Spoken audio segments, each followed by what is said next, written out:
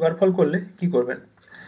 দেখুন, সুগার ফল আমাদের ব্রেনের ফাংশনের জন্য একটা মিনিমাম সুগারের লেভেল দরকার হয়।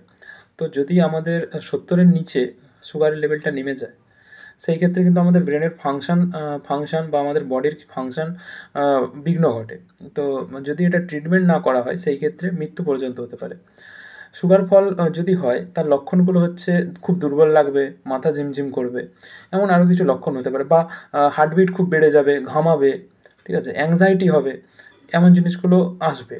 তো এইটা থেকে মুক্তির উপায়, মানে যদি সুগার ফল করে যায়, তো তৎক্ষণাৎ একটু চিনি খেয়ে নেবেন, একটা ক্যান্ডি বা একটু গুড়, এইগুলো খাওয়ার পর কোনো হেলথ প্রফেশনালিস্টের কাছে বা হসপিটালে যাবেন, সুগার ফলের একটা ট্রিটমেন্ট করে নেবেন।